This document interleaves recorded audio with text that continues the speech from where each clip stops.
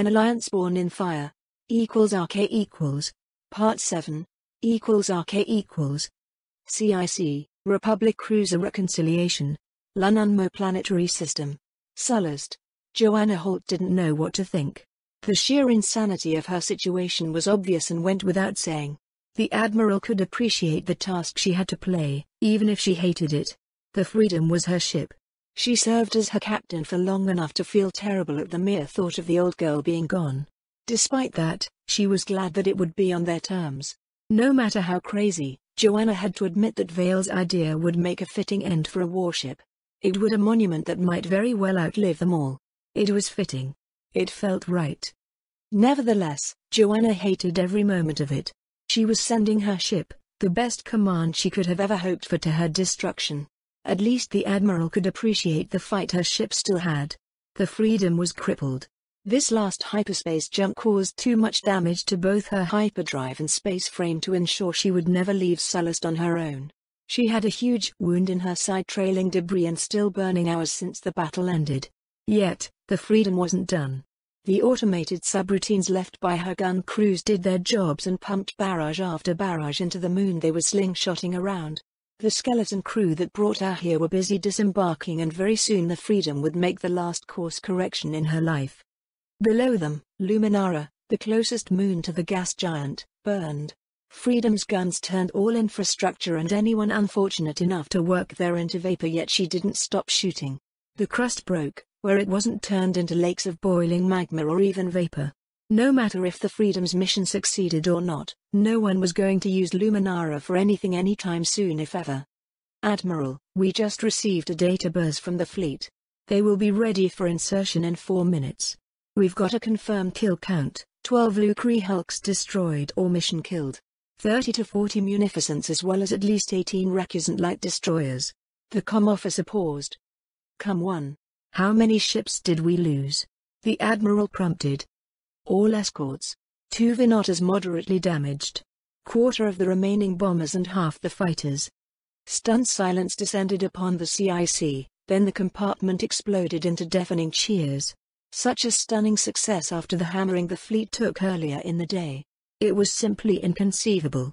Joanna knew that the CIS commander did half the job for them by dumbly flying along the bulk of the Republic wrecks left from the earlier battle. The best theory was that whoever was in charge over there believed that they wouldn't dare return after the damage they took. Reluctantly, Joanna admitted to herself that with the Freedom gutted she would have retreated if she was in charge. Preserving such an asset unless Corellia itself was at stake was ingrained into her by years of training. Star dreadnoughts weren't like other ships. They shouldn't be risked with the Abaddon. The General did it, however one could hardly argue with the results. Someone else would have kept the Freedom back as a deterrent, or only engaging when the odds were overwhelmingly in their favor if they had a choice. It would have been the safe course of action. Perhaps the sane one. The only question Joanna had was if it was worth it. She looked at the large red sphere in the hollow tank that represented Lununmo. If this insane plan worked, it might very well be. Multiple hyperspace events. Both above and below us as well as in front. The sensor operator stopped the cheer cold. The hollow tank updated and 3 large groups made of angry crimson symbols appeared around Joanna's command. The numbers didn't match. There were half again as many ships as those that survived Vale's last attack. The SDF. I want their formation tagged and send the data to the General. The Admiral smiled coldly. The clankers who mortally wounded her ship were back for round 2, and he was going to oblige them. Thanks to the hellish gravity mess that was the Lununmo's planetary system, there weren't many vectors on which the enemy could arrive. They couldn't jump between Luminara and the gas giant. Well, perhaps they could. There was supposed to be a tiny sphere where the gravity of the moon and the planet it orbited cancelled each other enough that a reasonably safe hyperspace transition could be made. As it was, the 3 enemy formation did quite the risky jumps. A tiny mistake would have made them emerge caught by the constantly clashing tidal waves of gravity pushed by the gas giant and its 34 moons. The only reason why Joanna's own force made it safely was Vale, who used his abilities to literally divine how to thread the needle, something he was about to do again in a few more minutes. All of that meant that in 30 seconds, when the slingshot was done and the Freedom flew straight at the gas giant, the odds of the enemy successfully intercepting her would be astronomical. They would have something else to worry about. Considering the vectors the enemy flew at, only the blocking force which jumped in front of them might be able to clear the gravity wells in time to attempt interception. They were the farthest so they could turn around and accelerate, because on their arrival they had their engines pointed at Luminara. Emergency speed. Let's see if we can catch them with their pants down, Joanna ordered. The Admiral examined the tactical plot. The gravity wells worked in their advantage. The enemy couldn't just jump in point-blank range and do Holt's force them what Vale unleashed upon them. There was a logic to the Separatist deployment. The three battle groups would be able to converge upon her on the edge of the well, and with that blocking force she wouldn't be able to escape unarmed to cause mischief elsewhere. Besides, they undoubtedly assumed that this was their best chance to kill the Freedom once and for all. That wasn't going to work too well for them. Well, at least the enemy was obliging enough to swallow the bait. Unfortunately, to make it all work, Joanna's force was going to get hammered. She had just a handful of escorts left. The enemy loved their amming tactics, and unless Delcatar did an excellent job, this might be it for her and her people. 3 minutes. That's how long it took to get into range of the enemy.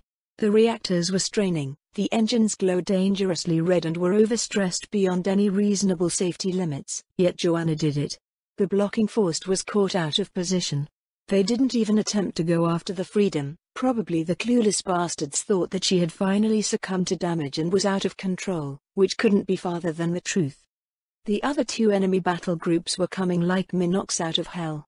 They were straining their engines too to make a timely intercept, and at least some of them would achieve it at the price of stretching their formations. Prioritize enemy frigates and light destroyers.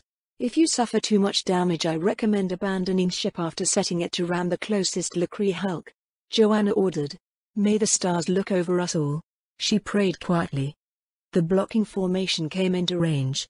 The battleships were in position, though most of their escorts were still busy finishing their maneuvers. Long seconds passed.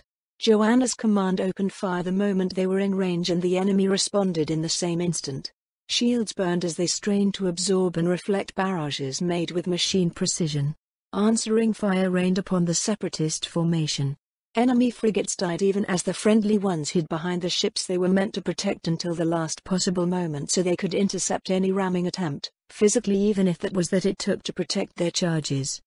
For 10 seconds the Republic formation flew down the throats of their enemies, and even before the leading elements of the other two battle groups could strike at them, they resembled huge burning asteroids thanks to all the energy splashing upon their shields. While munificence and recusants began to die first, the Republic force didn't remain unscratched for long. First came energy bleed, further straining the shield generators. It was followed by spot failures, enabling the odd turbo laser bolt to slip through.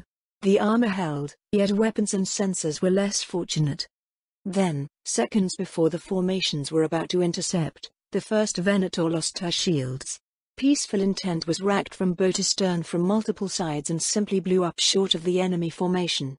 It was as if her death was a sing, because within a few seconds of each other every single cruiser in the vanguard lost their shields and were ravaged by concentrated barrages. Two more things happened about that time.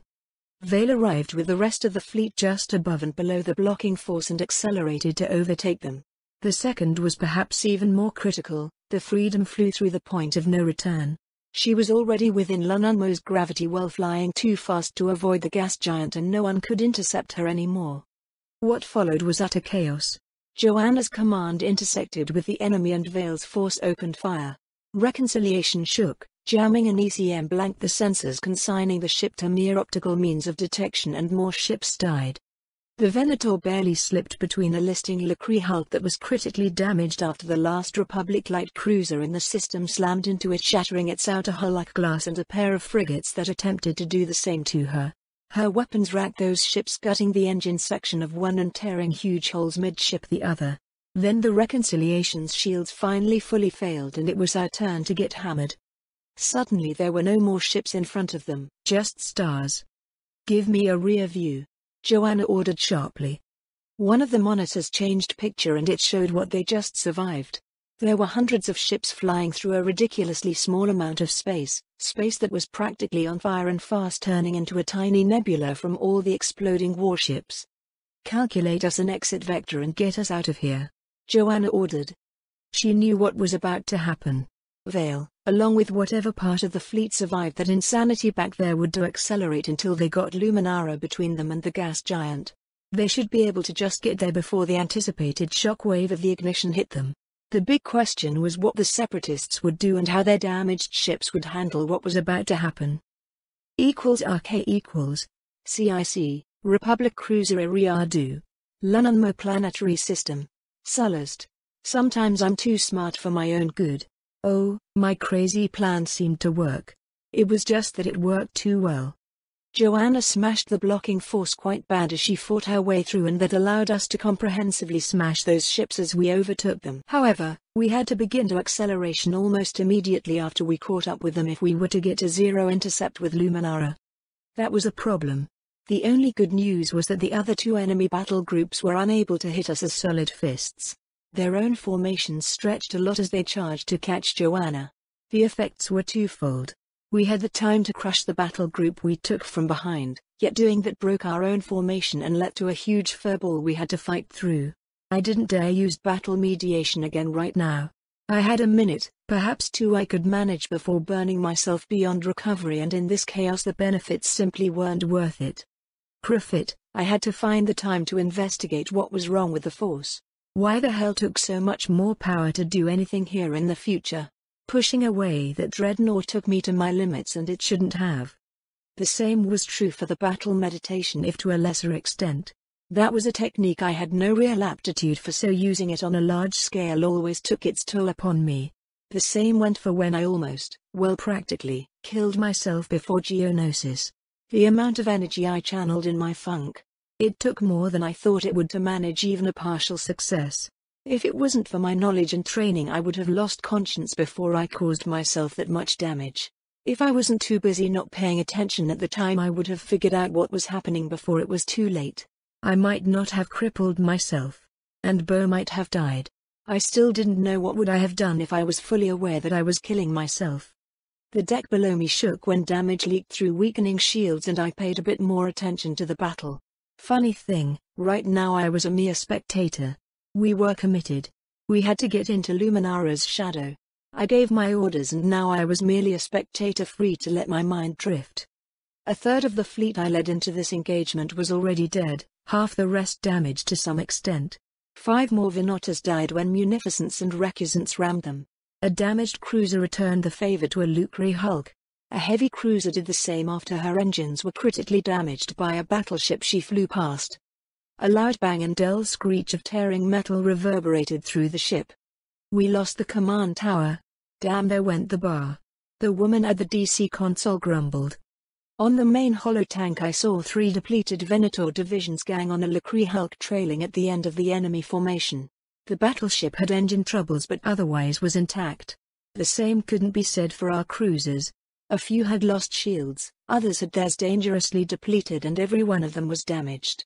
We were all decelerating, and so did the battleship. In the ensuring firefight it managed to destroy 2 shieldless Venotas in short order, then it concentrated on the rest in turn. By the time the Eriadu came into range, the Lucre Hulk's own shields failed, but she had gutted 3 more of my ships. My flag added her firepower into the fray, and finally the behemoth died under the merciless attention of 10 Venotas. The half-molten wreck of the Lucre Hulk vanished in an explosion caused by a runaway hypermatter reactor, and we were through.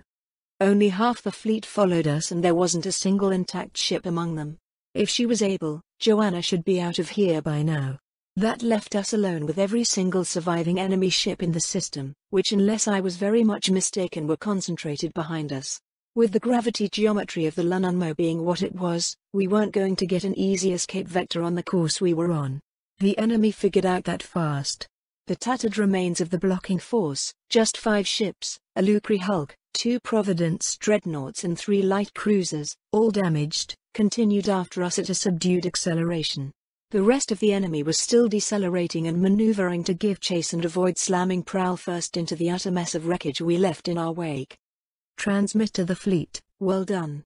You have your orders. And put a live feed from Lununmo in the holotank. I ordered. The captain, one Perrin Meyer, a youngster in his 30s from Eriadu as it could be expected from the ship's name, complied. His thin face not too dissimilar from Tarkin's own was pale, yet his voice held steel resolve as he relayed my orders. I wondered if there was a family connection between the two of them. We were 80 seconds from our destination when the Freedom slammed into the gas giant. Even as big as she was, the Star Dreadnought only caused a minor disturbance in the upper atmosphere. For long seconds nothing happened. Then a dot became visible at the place where the Freedom vanished. Considering the distance and the level of magnification used, that dot had to be at least few hundred kilometers in diameter to be visible. And it was growing. I want all available power directed into the shields. Everyone brace for impact and if at all possible strap in. Rely it to the fleet. I made a great show of checking the rigging, keeping me snugly in my seat. It was one of the upgrades implemented after I sat with Valentra and the R&D people to discuss how to improve the Navy months ago. The Guardian system was born from that conversation, along with a lot of current R&D projects. Many still thought that proper seats and safety harnesses were pointless, at least for capital ships, because the odds of damage being just great enough to cause injuries but still light enough for such measures to help were quite low, at least on a capital ship. Apparently that was one of the expenses deemed superficial during the general drive to lessen the costs of cruisers as much as possible. Given the price tags involved, it was an idiotic. The savings weren't even a pocket change, and the people who might benefit of such measures were all highly trained specialists and officers. In contrast, the various light ships had such things implemented for the longest time because most things that hit them yet they could survive tended to joust them a lot. In the hollow tank, the dot was now a large disk. Was it sucking the gas giant's atmosphere in, or was that merely an optical illusion? We've got major gravity fluctuations coming from Lunanmo. The sensor operator's voice said in wonder. We all knew what was supposed to happen. Watching it, however. 60 seconds until we were behind Luminara. The Separatist ships were committed. Now there was no escape for any of them. If I wasn't looking at the screen I would have missed it. There was a spark in the center of the dark circle. The circle contracted and it appeared that the whole gas giant shrunk a bit along with it under the strain of the increased gravity and the incredible amount of additional mass introduced into it. In theory, the way we could utilize hypermatter, despite how improbably energetic it was compared to anything else, even antimatter, was incredibly inefficient. The real mass equivalent of a single cubic container of hypermatter with a meter long side was enormous, in hyperspace. In real space, the mass and weight was still great, but only a tiny bit of the real thing. Within a hypermatter reactor, or as they were properly called, a hypermatter annihilation plant, multiple fusion and gravity generators worked in conjunction to breach the barriers between dimensions on a tiny scale. Only then we could utilize the hypermatter for a fuel to enable economical hyperspace travel. Even then, the amount of mass and energy we could utilize compared to the theories was small. Anything past a certain threshold would lead to a catastrophic failure that would dump most of the resulting energy harmlessly in hyperspace, and the mere backslash would be enough to vaporize even something like the Freedom. For various reasons weaponizing hypermatter failed. First, what we could get in real space was proportional to the size of the hypermatter reactor. A larger ship needed proportionally larger annihilation plant. And the smaller the reactor, the smaller the amount of energy that could bleed in our dimension upon a failure. You could fit a tiny reactor on a space fighter and travel through hyperspace with it. A failure in it wouldn't be more energetic than the proton torpedoes or concussion missiles such a craft could carry. For something as huge as the Freedom, well, you could get a very large bang if thing went wrong. And if you engineered the proper series of failures, you could excite the hypermatter in the reactor, in theory in a small radius around it too, so it could dump its mass equivalent into our dimension as an actual mass. The math was weird, and even after decades I still couldn't really wrap my head around it. The important thing was that it worked. In almost all conceivable situations what I just did would be useless. It couldn't be done without causing a catastrophic failure in the ship in question, and you couldn't dump the energy of the hypermatter in our dimension to cause a bang. You could, however, dump its mass as a matter if you excited it properly. Light elements only. Like helium. If you did that in the middle of a gas giant and then used the catastrophic failure of the annihilation plant you used to ignite everything, well, if you did your homework right, you could create a fusion reaction. A self-sustaining one, at least until it ran out of fuel. The trick in this case was to see if the mass increase thanks to the hypermatter would be enough to cause the gravity of Lunanmo to increase sufficiently for the fusion reaction to happen properly. We all watched theory become practice.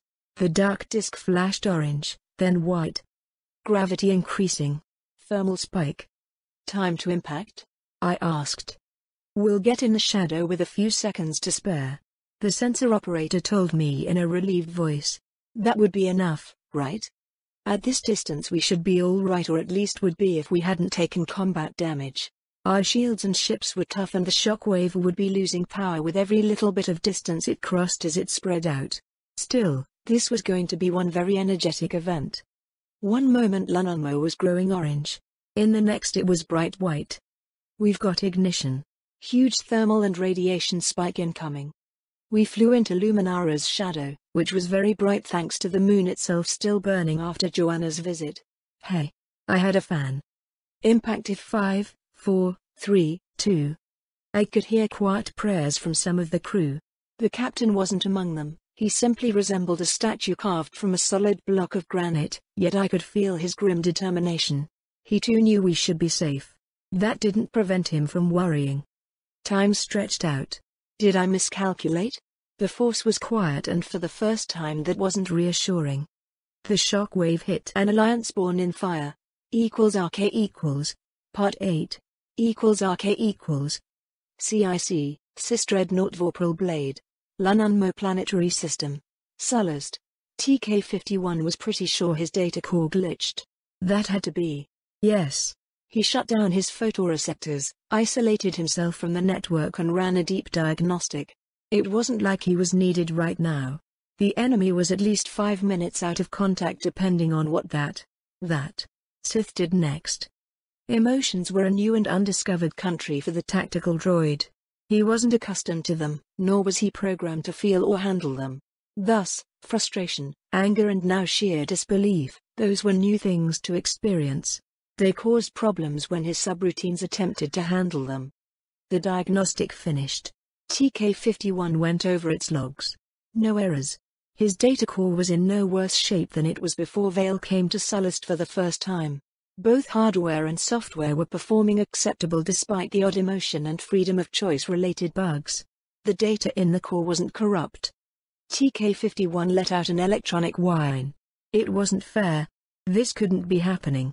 A frustrated sight escaped his vocoder. Perhaps if he doesn't connect to the network? Could he simply remain in his own little world that actually made sense? A resigned tactical droid came back to the outside world. He was immediately bombarded by his subordinates' requests for orders. A single glance at the tactical plot and the crimson blinking image of Lunanmo in its center confirmed the information that sent him in the droid equivalent of shock. Turn bow first towards Lunanmo. Reinforce shields. TK-51 ordered, while more and more notifications and information bombarded him. Gravity fluctuations strong enough to ensure no one was leaving through hyperspace until they were light minutes away from the planetary system. A great thermal and radiation spike coming their way. How did Vale do this? TK-51 put subroutines to figure it out and ordered his fellow tactical droids to do the same. Was this more of that damnable space wizardry of the Sith or just plain old science he was unaware of? Did it matter now? The birthing pains and shock of a new star washed over the Confederate forces in a wave of heat and radiation. Warships were built tough. They were meant to dish out and survive energies that even a tactical droid could find hard to comprehend. At this distance, they could survive an energy release that was comparable to a fractional supernova event. A warship in full repair could have tanked the Titanic hit with its shields and suffered merely some nasty energy feedback. Its sensors would be blinded for some time. That would be inevitable, but that would be it. There were only 3 undamaged Confederate warships hit. They did handle the event as expected, with no much trouble at all. The rest of the Cis fleet was less fortunate. The lucky ones merely had their shields further depleted. As consequences, they suffered some nasty power surges that damaged various systems. Those were generally the lightly damaged and bigger ships. TK-51's order did help too. Taking the blow on the generally well-armored bow helped to mitigate the damage. The ships suffering moderate damage were less fortunate. Their shields went critical. Large power surges racked their systems, causing various amounts of damage all over the place. In some cases the deflectors failed outright, in others they were merely left at very low levels and still had to struggle against the radiation washing over them. In both cases, radiation and energy bleed through damaged and blinded sensor clusters. The only saving grace for the heavy damaged ships was that they lacked organic crews. Shields that were already in tatters had no prayer of surviving the onslaught, in those cases when the ships in question could still raise the deflectors. All kinds of radiation slammed into their hulls. Hardened sensors burned. Armor glowed and weakened. The particle shielding, when still operational, often shorted out. Then the shock wave itself hit. The more intact ships were merely rocked. Even low-level particle shields maintained as a matter of course were enough to handle the shock. For those heavy damaged or crippled, they were less fortunate. The battleships were built sturdy enough to survive even if their outer levels were irradiated and smashed into uselessness. The frigate and light destroyers, however, a few fortunate ships were merely mission-killed. The shock wave was too much for the rest. A few broke when one stress too many struck their brutalized space frames. Others suffered all kinds of catastrophic damage either as a direct consequence of the fractional nova event or it was merely enough to compound already existing damage enough to doom those warships. TK-51's own flagship rocked violently. Her deflectors were almost gone, the particle shielding failed, yet it held for long enough to prevent any critical damage from happening. The tactical droid knew the status of his ship. It was a Providence dreadnought and only the Lecree hulks were more sturdily built. It had suffered moderate to high damage, yes, but her defenses were still quite formidable. Radiation blinded the blade sensors. Comms were spotty at any meaningful range. He was blind, he just lost more ships and Vale would be coming. This time there was no question, this was a trap and TK-51 flew right into it. The tactical droid didn't need to call the data logs to figure out that the Sith had reached the shadow of the moon before the shock wave hit. His ships would be largely intact. He would have had time to maneuver and turn to face his pursuers. The Republic force should be as blind as TK-51's own ships. However, could that Sith use his wizardry to locate them? After all, he knew their locations just before the event hit. TK-51 might be able to calculate a reasonable area where they would be if he was in Vale's position. A good enough supposition to move his fleet for the kill while the enemy was blind. With Sith sorcery as an additional advantage, TK-51 knew he might be jumping at shadows as the organics would put it. So what? He saw the impossible happen for a second time this day. Send to all ships. Rotate perpendicularly to the system's plane. We're leaving Sullers to regroup at Von Dark for repairs, resupply and new orders. For some reason, TK-51 found it hard to give that order. He hated the thought of being bested for a second time. Running away, and he was running, it was unpleasant. TK-51 pondered the meaning of hatred and the object of it as his ship hurled herself through the radiation-consumed hell that used to be Lanunmo's system. == CIC, Republic Cruiser Eriadu. Lanunmo's planetary system. Sullust. We estimate the energy release to be low on the supernova even scale. I would classify it as a small fractional nova event. The Eriadu's chief engineer, a very excitable Twi'lek man, gushed over the comm from engineering. His eyes shone with unrestrained glee. Just the thermal and radiation release is going to mess up the whole planetary system. You can consider all industry on the moon sides facing the gas giant, the protostar now, gone when it hits. Those with atmosphere would see it ignited and the ensuring firestorms would take care of them. The rest, well, if the gravity readings we're getting are correct, we can expect at least 5 moons slamming into Lanunmo over the next 2 to 3 months. 10 over the next year, and some of the more unstable ones might get torn to pieces by tidal stress. Thank you, Commander. Compile a report when you have the spare time. Veil out. I cut off the connection. Status of the fleet. Emergency repairs are complete on most ships. We're as ready as we're going to get, General. Maya's voice was subdued. It was a sentiment shared by most of the crew. The destruction we just unleashed was something the galaxy hasn't seen outside a natural event for a very long time. My compliments to the crews. We're going in. There's some clankers we have unfinished business with. I finally relaxed. Even in the hell outside, it was possible to divine the rough location of the enemy fleets.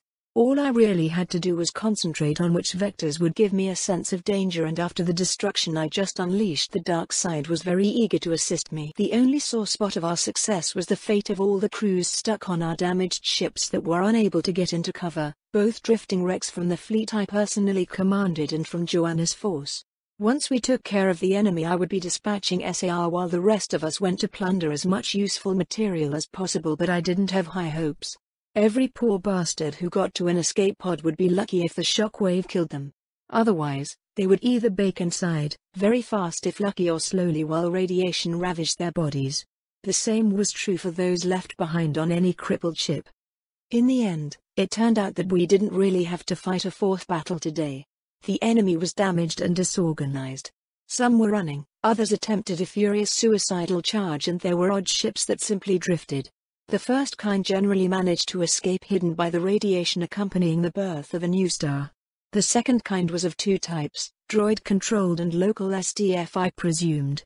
The first were the more dangerous, yet we were able to roll them up and smash them in detail. We did lose a pair of Vinotas to the single coherent battle group we met, 2 lightly damaged Lacri hulks, another with moderate damage, and 15 escorts. They all had their shields depleted to some extent, which made them easy targets. We were able to use our numbers to maximize our firepower on target, and the rest was history. 3 minutes after we dealt with that battle group, we met another, roughly 2 times larger, which should have been a challenge. I decided to use what little endurance I had left for battle meditation to save as many of my people as I could during the engagement, and that proved to be fortunate. That was the first time I was able to use the technique to its full capability. The enemy was the local SDF, and it was crewed by people, not another bunch of droids. Their already wavering morale shattered at the mere brush of the battle meditation. The enemy formation unraveled as ships tried to flee. Their crews broke apart and became individuals, and every one of them did their own thing. Some cowered, others panicked. People went berserk, preserved, tried to fight, became catatonic. We didn't face a naval task force. We went against a bunch of terrified individuals and annihilated them without a single one of my ships losing their shields. Only those who ran lived to tell the tale. And just like that, it was over. The last naval force able to contest our presence in Sullust was destroyed. We would have to keep an eye out for those who ran in case they rallied and tried to do to us what we did earlier to the main separatist fleet after they forced us to make a tactical retreat earlier today. Launch what probes we've got. I want images of all moons and the damage they suffered due to the Nova event. Go over the data and determine if there's anything worth looting in this planetary system. If not, after we're done with SAR, we're going back to Solomon, taking what we can and wrecking everything else. I turned to Maya. Captain, detach this ship with appropriate escort and get us clear off the radiation field. I have a message for the separatists. =RK=, Part 9. =RK=, Ambassador's Suite. Mandalorian Embassy. Coruscant. Obi-Wan listened to Ahsoka tell him about her time at Anaxes with a bittersweet smile on his face. This was the second time he heard of her since the coup. The last time it was just a brief call meant to reassure her after Kenobi recovered and ensured no one under his nominal command would be going after her in any official capacity. At a first glance, Ahsoka was her usual cheerful self. Obi-Wan knew better. He had been around her enough over the past year to see the signs. There was a change in her bearing. Her eyes still shone brightly with a lot of enthusiasm, yet there was weariness to them. A rough edge heralding her loss of innocence. It wasn't all bad. Not really. The young Togruta made a dismissive gesture. Oh, there were a lot of nasty muttering behind my back, a lot of angry and scared glares, but no one really tried anything. I did make a few friends too. For a moment the old very cheerful Snips was back in full force as she told him about the pair of friends she made. Jenna's very much into logistics and numbers. If it wasn't for her, I don't think I would have got good enough grades in those courses to get my honors, Ahsoka exclaimed with a huge grin plastered all over her face. Cole's great too. The things he can do with light escorts, Snips sighed. Someone has a crush, I think. Bo chipped in from the sofa where she was recovering from her latest operation. Ahsoka proved to everyone there was still a lot of Snips left in her by squeaking and blushing furiously. I don't know what you're talking about, she stammered. Of course not. Any prospective boyfriend needs to pass muster. Bo added. Mine, yours or your husband's? Obi-Wan couldn't help it but cracked a small smile of his own. Any boyfriend who doesn't immediately run away or faint might have a potential. When are we going to meet that Cole of yours? He's getting deployed to Kuwait for his ship's shake-up flight. I still don't have my orders. Ahsoka pouted. That's one of the reasons I called you. Obi-Wan picked up a datapad that he had left on the nearby table. Ensign Ahsoka Tano, it's my greatest pleasure to give you your first assignment. In view of your exemplary service as a Jedi General and your performance in the Academy, I'm glad to inform you that you're out of uniform. Obi-Wan chuckled when Ahsoka flustered and began looking all over herself. She was in a proper uniform, for an ensign. Obi-Wan transmitted the necessary data from his datapad over the encrypted channel. He sent it earlier through the proper channels too, and it should be all in order on an axis before the call was over. Your copy of your orders should be arriving presently, Colonel Tano. Congratulations. Your first assignment is to take command of 21st Independent Regiment of Anaxian Rangers, the Void Stalkers. Your orders are to prepare it for deployment to Coruscant, where you'll receive additional orders. Aye. Ahsoka straightened up to attention and gave Obi-Wan a by-the-book salute. I won't disappoint you, sir. He stood up and returned it. Kenobi still felt a bit uneasy of all the military-related formality and traditions, though he understood the need and power behind them. It was sad to see them influencing Ahsoka in such a way that she found it necessary to observe said formalities when it was just them, a pair of former Jedi. He could see where she was coming from, or he thought so at any rate. With the order betraying not only her but a great many other Jedi who were blindsided by the coup, Obi-Wan believed that Ahsoka was left drifting and in a need of a pillar of stability. It was becoming clear she found it too, in the military. He didn't necessarily agree, nor he liked it very much. However, this was her choice to make. He would be supportive, try to keep her alive and do his best to keep the GAR an organization they could be both proud to serve. They might be unable to protect the Republic as Jedi anymore, but perhaps they could do as good if not better job as soldiers. I know you won't, Ahsoka, he said in a light tone. I'm looking forward to meeting you in person when you arrive. How about Obi-Wan? Get the holonet on. There's a shadow feed broadcast you need to see. Satine stormed into the living room. Her face was pale and the concern she felt was so potent Obi-Wan was surprised he didn't sense it before she came in. Ahsoka? It's good to see you. You might want to look at it too. What are you waiting for? Satine glared at Obi-Wan. That bad? Bo sat up. The good news is that your husband, the bastard, is still alive. Bo perked up. That's great. What's the bad news? You don't look particularly overjoyed yourself. He did it again. Satine snarled. Obi-Wan used the Force to put on the holonet. What he saw chilled him to the core. A world was burning, its atmosphere was consumed by a firestorm. Republic atrocity at Sullust. The caption screamed in bold red letters. Another image, another world. This time there were no firestorms, probably because there wasn't enough atmosphere for it. However, if at all possible, this was worse. Half the planet was a charred ruin. The picture changed. Yet another world was dying. This time the camera was high up in the atmosphere and it showed fissures opening up as great industrial district burned. The picture zoomed out and it showed a brightly lit world shacking apart by monstrous earthquakes. I'm Ryloth Risa with grave news, citizens of the galaxy. The infamous Republic war criminal, General Delcatar Vale, struck again. This time the victim is the Sullust system. 2 days ago he attacked the Suliman's planetary system, Sullust's gas giant closest to the star. That attack saw 3 moons destroyed and a third turned into an inferno. There were tears at the sides of the Twi'lek eyes as she spoke. Behind her a large monitor showed missile strikes slamming into said moons. Warheads meant to cripple capital ships detonated and consumed areas larger than some continents. The stress was too much for those moons. 2 were quite small to begin with and the third was probably tectonically unstable to begin with. In short order they shook themselves to pieces. Another moon, this time lit up by large cities or industrial centers, perhaps both, was the next victim. There was a great shot of a huge Corellian cruiser leading what appeared to be a whole sector fleet, unleashing hell upon that moon. Punishing barrages hit, erasing the lights and the population they represented. Whatever that moon produced had to be volatile. The way it began burning, that wasn't the atmosphere igniting. That came a bit later. After those monstrous acts, Sullust's defenders rallied behind the valiant Admiral Kirst and went to serve justice upon the monster Vale. They defeated him again as they did at Camino before he murdered that world too. Risa smiled sadly. The screen behind her showed carefully put together montage of dying Republic ships of all stripes. "By the Force!" Obi-Wan exclaimed when he saw the Freedom herself be struck by a kamikaze. He knew that the Separatist fleet had to pay a steep price for their victory, but they managed to cripple, perhaps even take out for good, the best asset Vale had. "It's good to see Del-Qatar having fun," Bo declared glibly, though there was concern in her voice. "He's escalating the war in a way no one needs," Satine snapped. What in the name of the Force happened at Sullust? The first images he saw guaranteed that this wasn't the end of it. "So far it looks like he went only for industrial targets," Obi-Wan whispered. "I hope," he added in his mind. Shadow feed promptly proved their spin on the truth. Admiral Kirst and his valiant fleet evicted the war criminal from Sullust.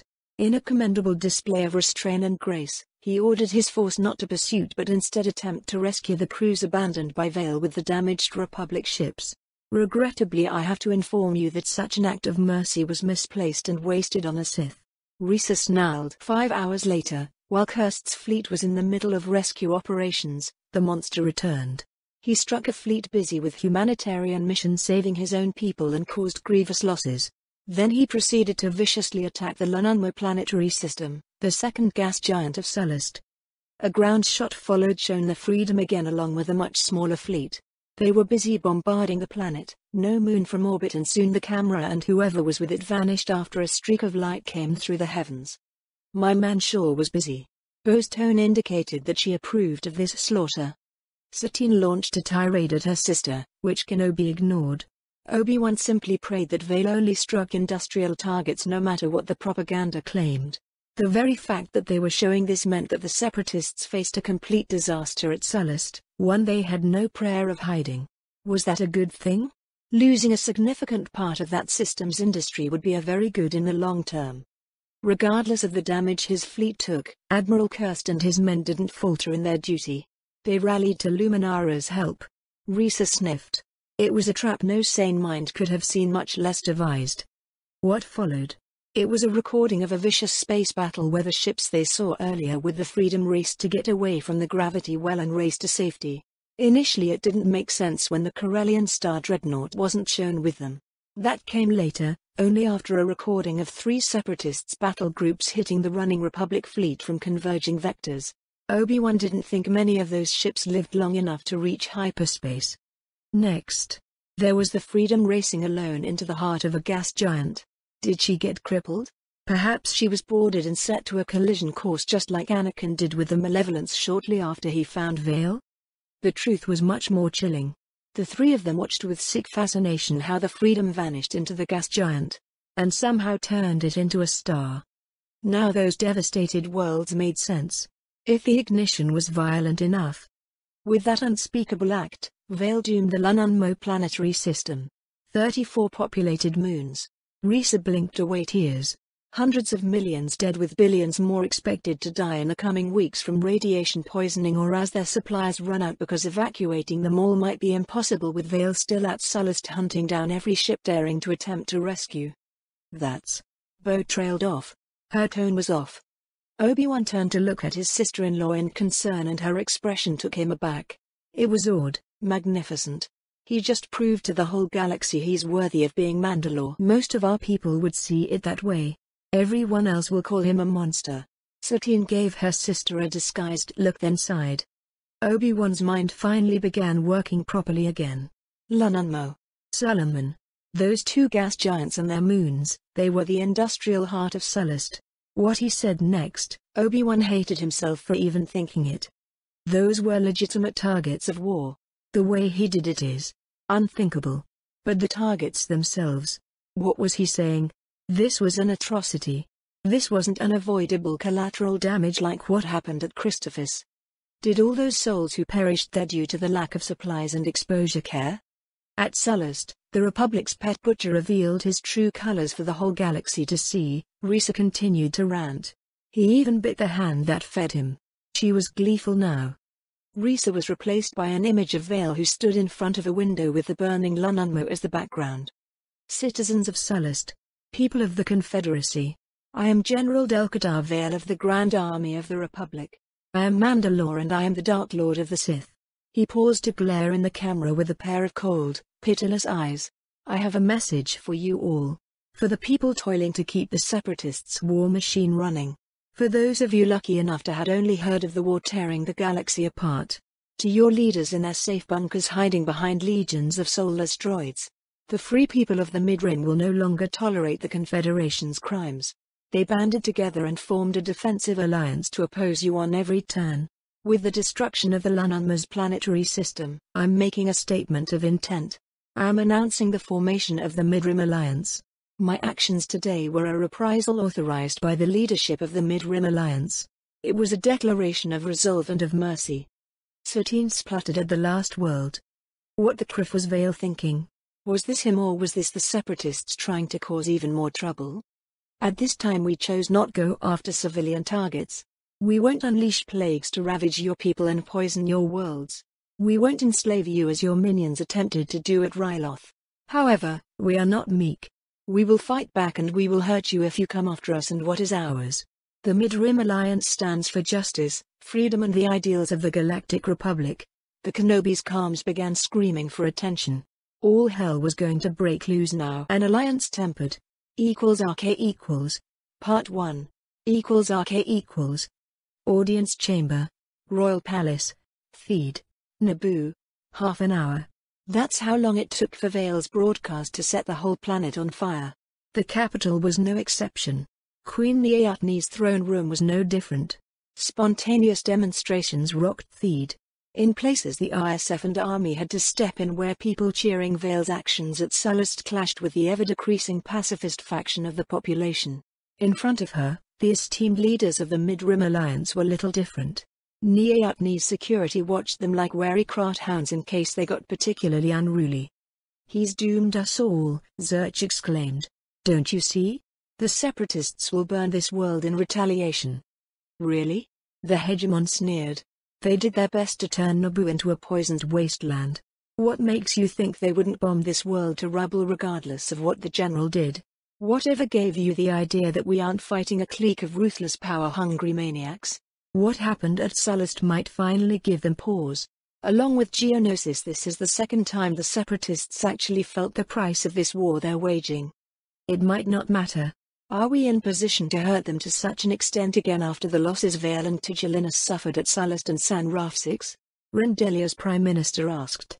While San Rafsix was a painful blow, Admiral Tarkin won his battle and is back with his force. The Queen explained. She was glad she got a complete security briefing on the campaigns in progress just before this crisis hit. Malastair is secured and preliminary reports suggest our forces there managed to recover some critical supplies. We can expect at least a part of the fleet we sent there to come back to reinforce us. Neatni smiled, radiating as much confidence as she could muster. Admirals Tigelinus and Tarkin agree that the most likely enemy response would be to go after Vale, who should be falling back to Eriadu after he's done at Sullust. After his victory, the Separatists lost another sector fleet at his hands. They're unlikely to have any meaningful reinforcements left to commit to the battle for Naboo. That's wishful thinking. Despite their recent setbacks, the Separatists still have the largest navy in the galaxy. Zurch pressed on. They still have to secure a very big part of the galaxy. A new and unfamiliar voice added. I'm sorry for this interruption, Queen Neatni. I was compelled by circumstances to seek an unscheduled audience with you. I beg your forgiveness for this disruption. A tall-robed figure no one paid attention until now walked from the middle of the gathered ambassadors and heads of state. He removed his hood, revealing a weathered old face under a very tall head. I'm surrendering into your custody, Queen Neatni, until such a time my lack of involvement in the Jedi coup on Coruscant could be determined. I come in peace. Jedi Master Ki-Adi-Mundi smiled benevolently when ISF personnel rushed to surround him. The people around him just stared for a few long moments while their minds caught up with the fact that a famous, perhaps treasonous Jedi had sneaked among them. Their own security acted promptly and bodily pushed them away from the danger, interposing themselves between their charges and Mundi. Really? Is all of this excitement necessary? I'm merely an old and tired man. The Jedi looked like he was enjoying himself, the smug bastard. The Queen swallowed a curse. She could already feel another headache beginning to form at her temples. They were getting more and more frequent as the stress of her job increasing beyond any reason. Jedi Master Mundi, please explain yourself. Niaatni's voice carried across her throne room. I was actually hoping to get an explanation, you know. The tall Jedi shrugged. One day my clones turned on me and shot me in the back. There was no warning. No attempt to capture me. If it wasn't for my armor and its built-in shields, I would have been cut down. Only the Separatists taking advantage of the ensuring chaos allowed me to get away. I spent most of the past month in hiding, evading both my own and the enemy forces until I could get away from Malastur. Naboo looked like a good bet for a place where I could find some answers. I've been planetside for about a day and learned enough. The Jedi coup. Mundi shook his head and briefly a grief-stricken expression passed over his face. I don't know what those fools on Coruscant were thinking. While here in Theta I learned what has been happening while I was out of touch. I know my duty, Queen Niaatni. When I learned that there are at least 3 Jedi not complicit in the coup working with General Vale, I decided that I should not hide any longer. I know my duty. I'm placing myself at your mercy and service if you would have me. No matter what happened on Coruscant, the Jedi had been good friends of Naboo. Nevertheless, as a queen we can't afford our personal feelings on the matter to cloud our judgment in this matter. Jedi Master Mundi, we do hope your worlds are genuine. However, we cannot allow ourselves to be swayed. You will remain under guard until such a time General Vale or the loyalist Jedi working with him return to Naboo and could determine if you are telling the truth, Niaatni declared in her royal voice. That is acceptable, Your Majesty. The Jedi Master bowed respectfully. Before you get carted away to what I hope are comfortable accommodations, I would want to hear your thoughts on the current situation. The hegemon interrupted. You're still a Republic general.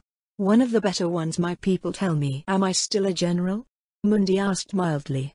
Until we hear from Coruscant you might as well be.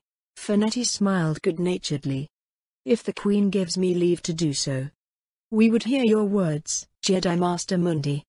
While I do lack up-to-date intelligence, I kept my ears open. Mundi sent a mild jab at all the people in the room who never noticed his presence until he revealed himself. It's a question of if the Separatists could afford to deploy more forces to crush you. They would inevitably take casualties doing so. Your best bet in the short term is to make defeating you too expensive. The Separatists need to further reduce the industry in the core, especially now that they lost Sullust. Mundi grimaced when he mentioned that name. By now, new construction at Kuwait and all lesser shipyards the Republic has left should be online and finishing their shaking up cruises. Barring political complications, the GAR should be counter-attacking the Separatists' positions in the core soon if they haven't done so already. If your forces can cause enough damage to the Separatist fleet attacking Naboo, if Vale succeeds foiling their next attempt to take him out, because after Sullust they will have to try, for domestic political reasons if nothing else, then your odds will be decent to good. We thank you for your insight, General Mundi. Take the Jedi Master to his new accommodations. The Queen ordered. Are you really going to listen to a traitor? Zurch sneered. His guilt is unproven, Fernetti sneered back. His advice is sound and that is more than could be said about you. Where do your loyalties lie, Zurch? What are you still doing here? You made your views of the Alliance painfully clear. Niaatni's headache grew in magnitude. Those two were at it again. Lately she felt like she has been acting more akin to a school teacher for a particularly problematic group of children with very powerful parents. Just one question if I may be so bold? Adi Mundi asked when the security people began to escort him out. You may ask. The Queen was quick to accommodate him. Anything to stop that worm Zurch and the hegemon from bickering. Was General Vale authorized to do what he did at Sullust, or did he do it by his own volition? I don't mean the way he wrecked their industry, because I doubt he would have sacrificed the freedom that way if she was salvageable. He could have reached the same death toll and devastated those moons conventionally too if he so desired. The same goes for announcing the Alliance in such a way. The ever-constant bickering between Niaatni's guests and sometimes allies paused and they actually began paying attention to what the Jedi was saying. Not by us. A CEO exclaimed. Didn't we? Oh. We didn't order the General to announce the formation of our alliance. The Queen pointed out. We knew Vale went to reduce as much of Sullust's industry as possible. The same was true for Admirals Tigellinus at San Raf 6 and Tarkin at Enoch. Did we stop to think what that would mean for everyone working at the places they would target? About the people living in range of orbital bombardment? She should have. She really didn't. Niaoutni saw a way to relieve the pressure on Naboo, perhaps secure it for good, and she jumped at the chance. How many of the people in the room did the same? How many of them would ever admit it in public? Is he yours to command? Mundi asked over his shoulder while walking away surrounded by SRF people. That gave everyone pause. Vale was a head of state in his own right. A Republic general too. While he did pledge his support to the Alliance, the fleet under his command too, legally speaking he wasn't bound to obey any directives coming from them. Oh, politically they might have leverage to guide his actions. If the Alliance survived, she shouldn't forget where the proposition for this whole mess came from. Iriadu was aligned with Vale. They had some kind of deal, and she wasn't naive enough to believe that anyone currently in the system bar Tarkin knew all the details and he wouldn't be telling them everything. What did they get themselves into? Could they disavow Vale's actions at Sullust? Niaoutni knew that she could. Technically. With the mood of her people being overly militaristic and vengeful. Her headache spread, making her whole head throb in a very unpleasant manner. If she didn't openly support Vale, she might find her political support vanishing. It was unlikely she would survive as a queen if she did so. Viable potential replacements. If she was charitable, Niaoutni would describe them as not the best for Naboo. Most of them were warmongering populists full with vitriol and hatred for the Confederacy. She was afraid where they would lead her people. To be honest, she was terrified where those same people demanded she led them, even when she was able to somewhat temper their emotions with reason. She was their servant. She had to listen to them, even if she personally didn't wholeheartedly agree. There was still a pacifistic streak left in her despite everything that happened. Niaoutni hated what she had to do. Yet she hated the separatists for what they did to her people and world. At least she was able to hold on to her morals, and that was more than could be said for some unsavory elements who managed to get themselves elected to replace people dead or broken by the consequent crises hitting Naboo. Niaoutni didn't have an acceptable alternative. She had to support Vale. Her people wouldn't accept anything less. He saved them twice already. She only hoped that doing so wouldn't doom Naboo. We can hide behind useless platitudes. Or we can admit the truth. When we formed the Mid-Rim Alliance, we cut a deal with the Sith. For all intents and purposes we handed him our armed forces and agreed that he should prosecute the war against the Separatists as he sees fit, as long as his actions serve one overreaching purpose: force the enemy to back off from our worlds. Some of you were reluctant to do so, yet you agreed. After Geonosis and Crimson we all knew that General Vale is a ruthless man. We know for a fact that some of you saw that as a feature. He's the kind of man who would do whatever it takes to make the monsters running the Confederacy pause and think twice about attacking us. Sullust proved a point: there are consequences for their actions. Queen Niaoutni steeled herself. What she was doing, it fled in the face of tradition. It might very well be the final death knell of the old Naboo that has been dying ever since Blue Shadow poisoned her world. The real harm of that weapon wasn't physical. It was what it did to the hearts and minds of her people. We wholeheartedly support General Vale's actions at Sullust.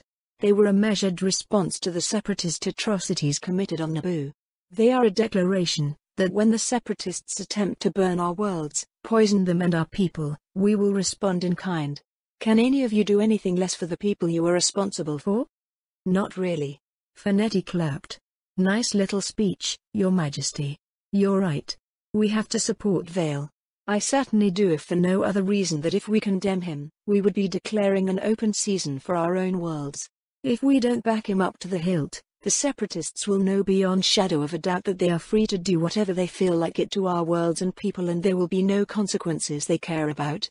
We aren't facing people of high ideals and morals. We're fighting against a pack of power-hungry opportunists who hasn't suffered an iota in this war before Vale arrived. There is only one language people like that understand or respect. The arguing continued for hours. By the end of it, Niaoutni felt like she wanted to curl into a dark corner and die from the headaches. At least enough of them agreed to officially endorse Vale's actions. The Mid-Rim Alliance wasn't going to die in the cradle. Not yet, at least. She only hoped it was going to be worth it in the end. Part 2 =RK Trade Federation Enclave. Raxus. An opulent stand towered over a large plaza built near the ocean. In the shade, Tresht Ilroth stood proudly before his guests as they reviewed a military parade. Colorful banners fluttered in the cool breeze and crowds of Confederate citizens cheered on. Tens of thousands of Nemoidian soldiers marched in precise formations. There were whole battalions clad in the finest armor money could buy and armed with powerful if often illegal weaponry. Next came the armor. First APCs and AFVs followed by tank regiments. All were upgraded to be state-of-the-art.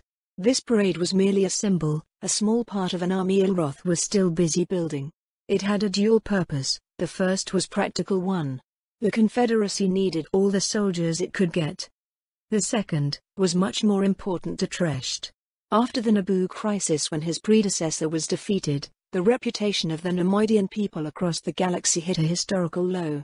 His people has always been seen in a negative light, for admittedly real reasons. Their homeworld was a hellhole. The way they were raised, if it could be called that, was a skewed natural selection. Even those who were chosen for a higher position and thus got enough food during their first 7 hellish years as grub larvas were left scared by the experience. The partial hive mind of their species only made that much, much worse. It was no surprise that anyone who could fled as soon as they could. Their so-called culture explained why his people in general had little regard for others. The greed they were accused of, well, it was real, but that was simply an expression of the need to accumulate enough resources to feel that they now had enough, that they were finally safe from starvation and privation. A need that could never be fully satisfied. Tresht knew that very well. He achieved the highest position one of his kind could hope for, had close to divine status within the Nemoidians and the Trade Federation as far as obedience to his order went, yet it simply wasn't enough. He knew his desires were unreasonable. Ilroth was aware what drove them. It was the influence of his people through their hive mind that created a vicious circle that fed upon itself. In theory, that was a good thing. That's why the madmen and women back on the homeworld persisted in their insane culture. It was supposed to ensure the survival of the fittest. Those that had the minimum to fight for survival. Even if his personal situation was better, the hive mind ensured he remembered his clutchmates' fates. For the first 7 formative years of their lives they were kept together, given not enough food, so they had to fight and hoard to survive. The weakest were weeded out.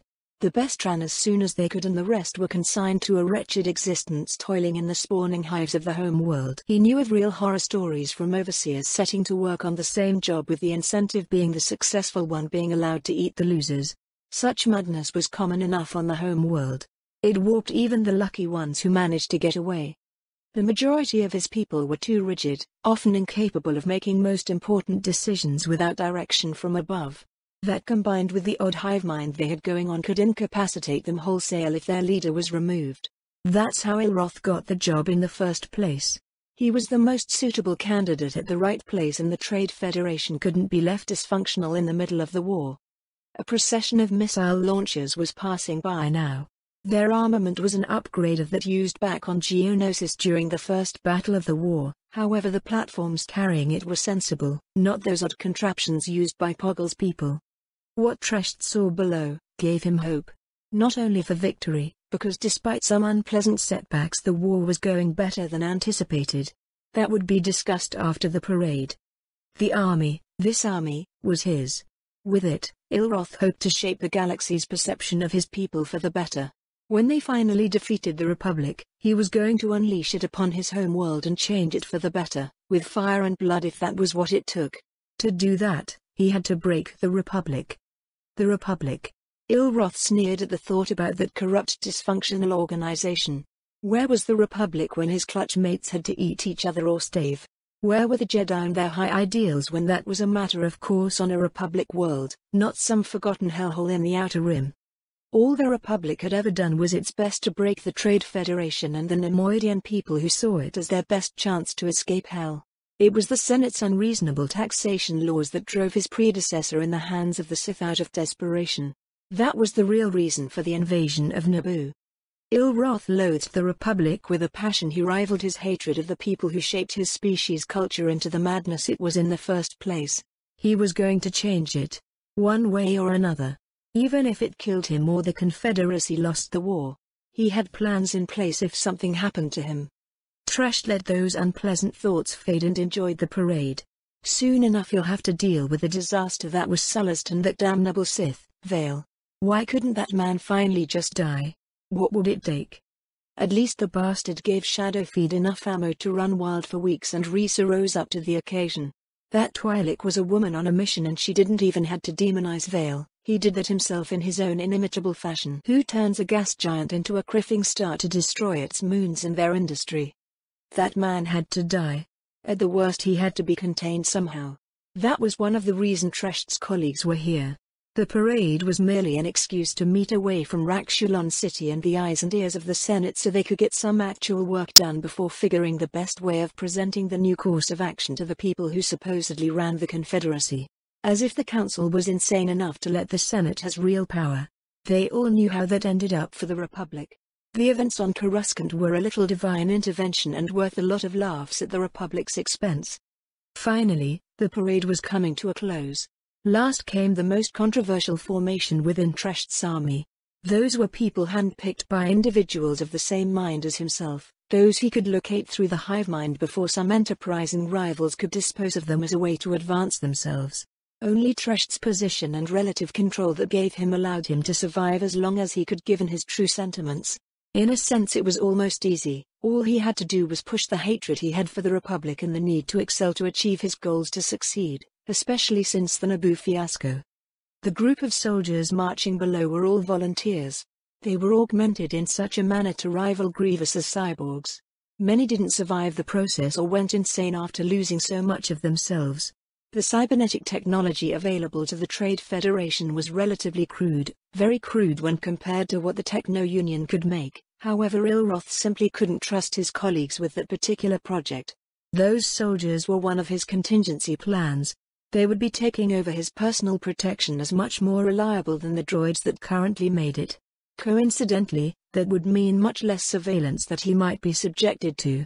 Who knew who the supposedly loyal droids might be made to report to, even if his personal guard was exclusively built and maintained by his own people?